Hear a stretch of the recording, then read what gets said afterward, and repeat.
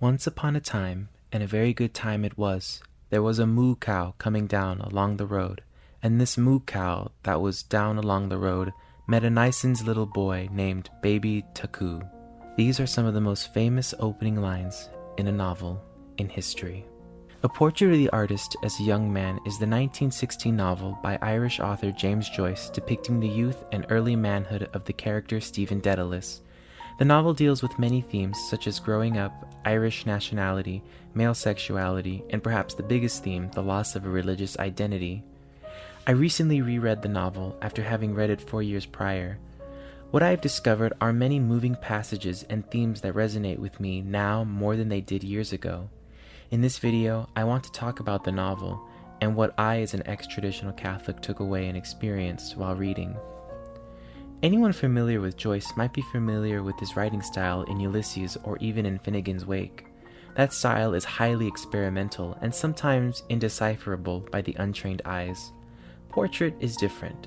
In my opinion, Portrait is the bridge between Joyce's earlier work, Dubliners, and the experimental styles of Ulysses. This makes sense narrative-wise as Stephen returns in Ulysses and some characters from Dubliners also show up in Ulysses. Stephen Dedalus is the main character of the story. He comes from a large Catholic family and is sent to Catholic schools during his childhood. It's at these schools that Stephen is often met with bullying by the other boys. In one scene, he's beaten on the hand by a priest for not doing his work because of broken glasses. There is also a scene where the death of an Irish nationalist figure causes an argument at Christmas dinner. I never went to Catholic school, and my family never fought over religion. However, I do know stories like this from other people and can try to empathize what they went through. One scene that I consider to be the end of Stephen's childhood is a scene in which all the schoolboys are on retreat. At this retreat, they hear sermons about hell that Joyce must have heard as a young boy. I found these sermons to be written spectacularly. In an instant, I was back in a pew listening to a sermon, in a stuffy chapel with somber-looking faces and a priest trying to rouse us to fight spiritual warfare. I was listening to the novel on audiobook, which completed the effect for me. The sermons made me uncomfortable and put me back in the headspace of a traditional Catholic.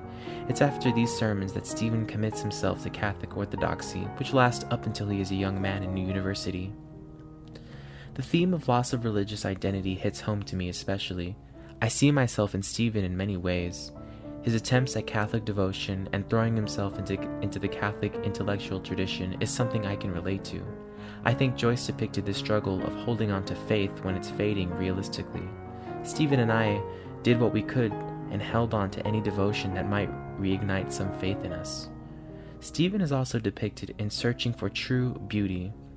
Despite his deconstruction from Catholicism, Stephen holds on to many Thomistic principles to find beauty.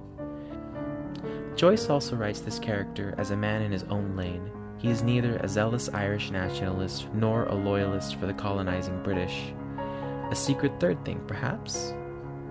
Joyce never gives us a straightforward answer. Something that I thought about while reading the novel is the name itself. It should be no secret that Stephen is Joyce's alter ego and a reflection of himself. The events of the novel mirror Joyce's real life with minor variations, of course.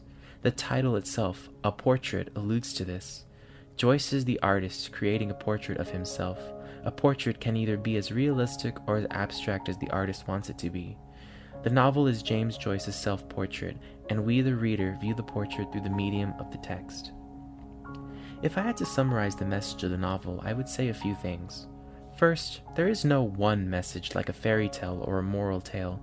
The themes of male sexuality, growing up, being Irish, and religion pervade the novel, and anyone can make a case arguing that any one of these themes is the true message of the story.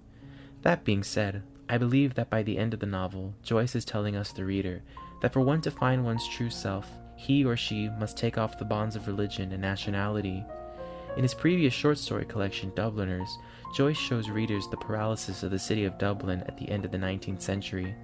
This paralysis was caused in Joyce's view by Ireland's blind adherence to Catholicism and numerous failed attempts at Irish independence. Portrait is an attempt to show one man taking off those bonds and setting out on his own. I read this book as a practicing Catholic a few years ago and liked it. Joyce, however, has a poor reputation among other Catholics. I felt compassion for Stephen and wanted somehow to crawl into the book pages and show him that he could worship God another way. As the years went by and I experienced many similar things to Stephen, I can honestly say I understand Stephen a little more. Though to say I understand Joyce in reading circles may draw some puzzling looks. I recommend Portrait if you are a fan of early 20th century modernist literature. It certainly ranks as one of the best in my opinion. I also recommend it if you are an ex-Catholic looking for someone to relate to in literature. I will say that the scenes with the hell sermons can be triggering, so proceed with caution.